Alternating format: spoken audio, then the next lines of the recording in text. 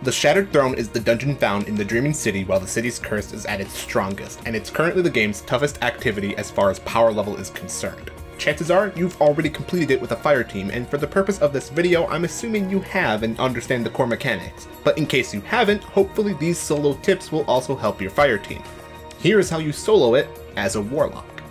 Why a Warlock? Besides the fact that I main a Warlock and I've only done it on the one character, what I learned, I believe, demonstrates that Warlocks have the best tools at their disposal in turning this challenging ordeal as easy as possible.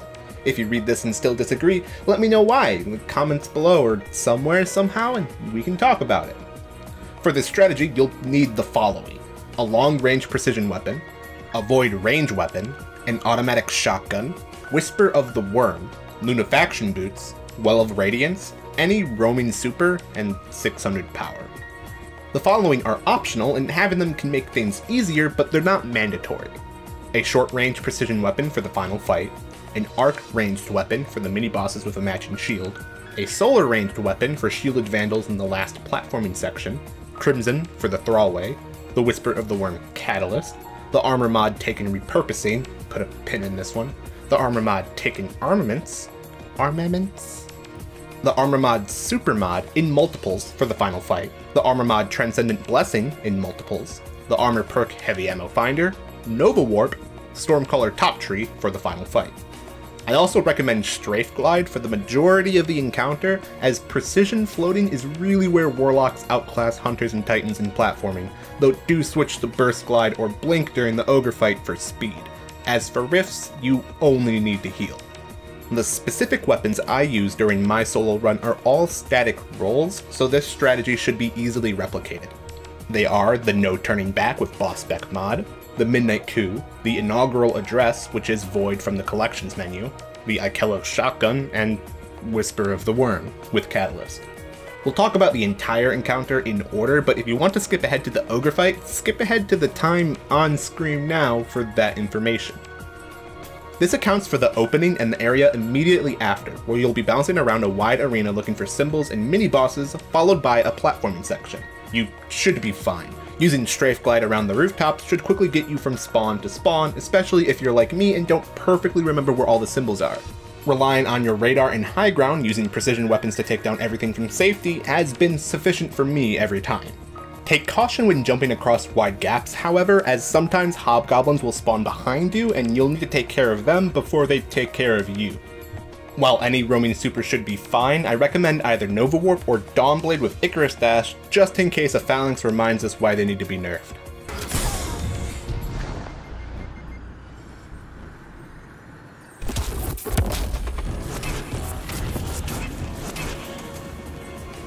After you open the door to the long hallway that begins the pit, use that door as cover as you slay hobgoblins, knights, and phalanxes to clear a path to safety.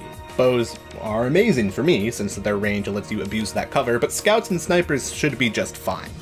During the beams of ogres and death, take your time spawning each wave of ogres running back to solid ground and slaying them with Whisper of the Worm. Without proccing Whispered Breathing, they take 3 crits each to slay, which is ideal.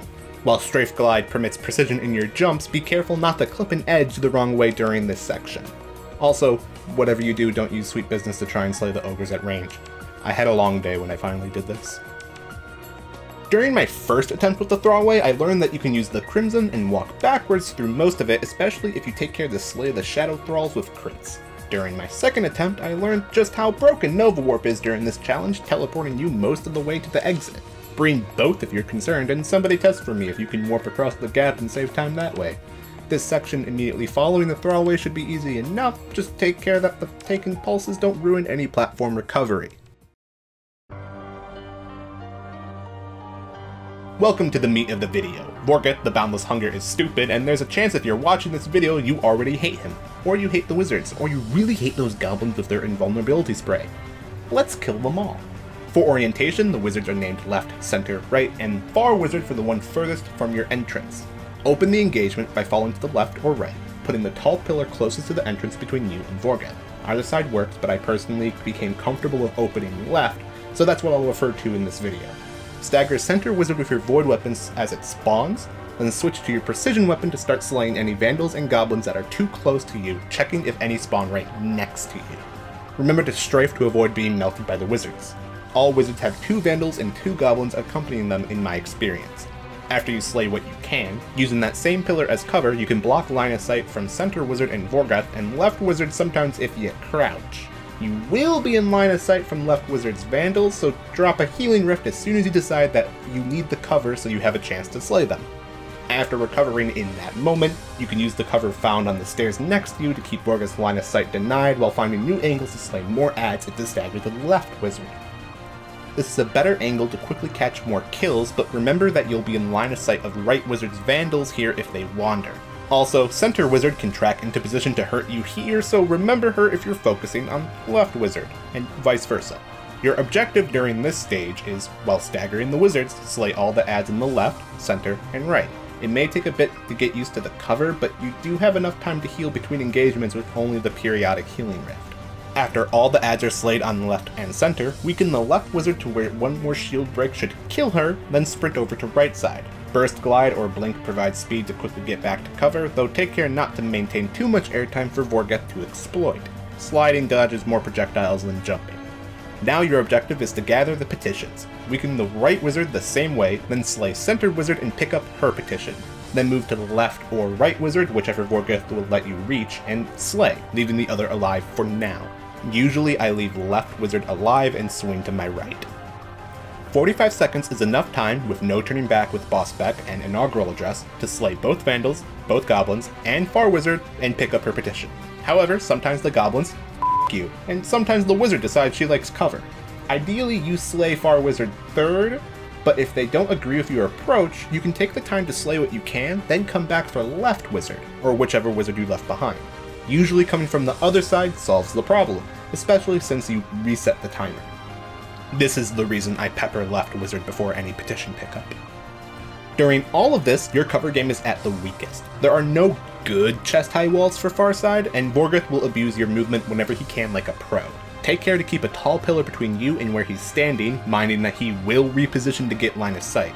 You can also stand extremely close to the raised platform he's on for cover, though mind the wizard and vandals will abuse your tighter space. When running towards a drop petition, it's best to swoop into the ball instead of a straight line, so that Vorgoth will push you into it if he hits you.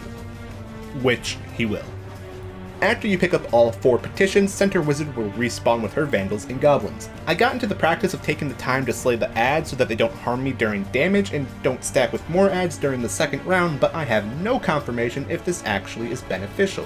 You do have another 45-second timer, so if you need a rift or you just want to lollygag for a second, you have a moment to recharge and think. Purify a well and move to damage phase. I perform damage not in a corner, but casually against the wall so that I have the most time to fire. This is also where Well of Radiance comes in. You can pop your super and scope on your Whisper, and at 4 resilience, I was able to take all 4 Axion darts to the face while waiting for Whisper Breathing to proc. It procs, you just go ham on his dumb face, and you should easily knock out 66% or more of his health. Lunafaction boots work here because getting perfect crits on console is hard, since one miss will ruin the whole damage phase. When his shield returns, you have one last trick to master before you can confidently say you can solo Vorgoth. You have to return back to cover where center wizard spawns, like how you opened, except this time your foes have already mostly spawned. There's no good advice here. Vorgoth should be thinking about his life choices long enough to burst glide over to cover, but you'll have to be extra careful about the vandals in front of you and behind you as you settle into position. If you can get comfortable again next to center wizard, just rinse and repeat. Your super will recharge by the time you slay the wizards, and one more damage phase should end Vorgoth's stupid face. This is where the dummies part of the guide comes in, and why I will argue Warlock is the easiest class to solo the Shattered Throne with. I tried a couple approaches using Nova Warp to try and overcome this boss, specifically trying to use the super to protect me from adds as I try and reposition after a damage phase. Eventually I became comfortable with the core loop, but I was having difficulty dealing damage to Vorgoth. I became too nervous about the darts, I'd miss a crit, and I'd do less than 25% damage to him. I even died to the failed petition auto-wipe that happens if you cleanse all 4 wells without slaying him. I also noticed that I wasn't using Nova Warp for damage, but rather repositioning, and I figured if I got a little better, I could be more flexible in my super and maybe get the Well of Radiance just for damage. This is where taking repurposing comes in. This is an armor mod from the last Wish raid that, in my experience, can drop from the bonus platforming chests. The mod says, Destroying a taken shield refreshes your grenade ability.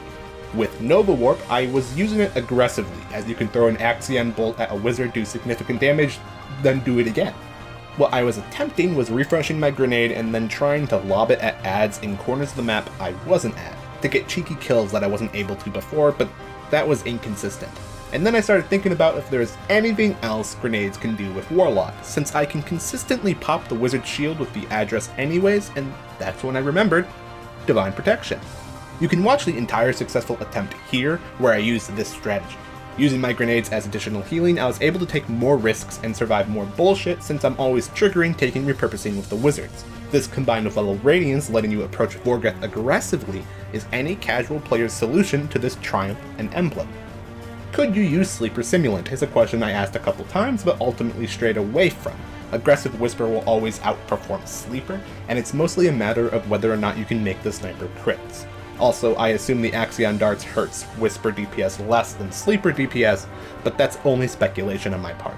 You can attempt all of this with the Sleeper Simulant if you want, though there's a chance you'll need 3 damage phases, as well as some lucky heavy ammo drops. Everything after Vorgeth is a f***ing breeze by comparison, and if you made it this far, you're probably fine. Switch to your roaming super now. You can skip the wizards protecting the first lift if you just run, and now most enemies will only be annoying more than anything else. Having a ranged solar weapon that isn't Whisper will be nice here, conserving ammo while taking care of shields ahead of you. There will be a checkpoint where more Shadow Thralls run after you, and this is a good moment to find some high ground where they can't hurt you and equip your automatic shotgun, which will currently have no ammo. Slice some Thralls until you get some special ammo bricks, and then proceed. Like before, just be patient. Slay what's ahead of you before you jump if you can, and don't worry, the Thralls won't follow you. Make sure you switch back to Strafe Glide before you approach the outside wall so you can ease into those safe perches, holding the glide until you touch the ground. Don't be a dummy like me. You can slay the first 2 hobgoblins from a distance, but the third one I usually just glide in and pump some shotgun shells into, even though he gets a bullet into me. His counterplay also never kills me after that. Now Ascent.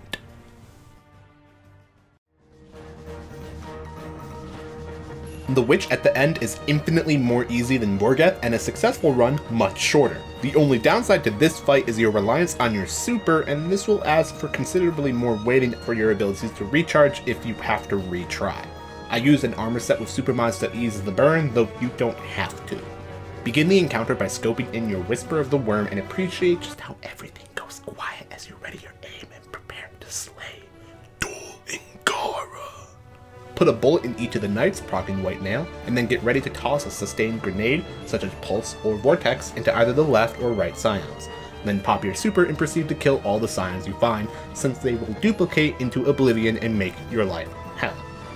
After the scions are dead, just deliver whispers into the knights' faces until they're all equally near death. Finish one off with Whisper, then switch to your shotgun and end the other 2. Pick up the orbs, drop a healing rift while you'll have line of sight on the witch, and proceed to end her with Whisper shots that do more than this much damage.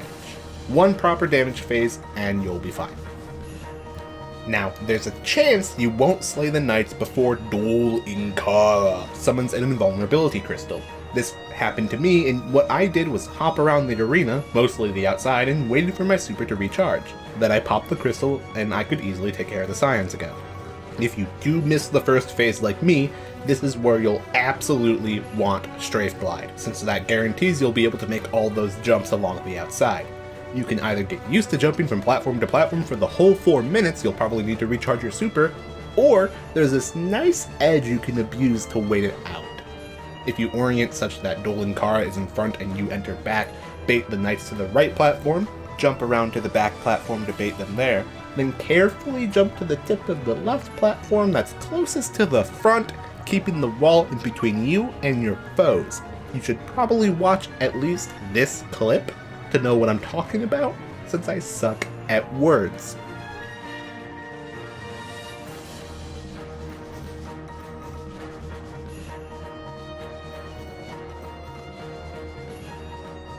Congratulations, you just beat the Shattered Throne solo with the help of the Dummy Warlock's Guide. This also means, technically, you could do it flawlessly too, if you put in the time to master it. Wink, wink.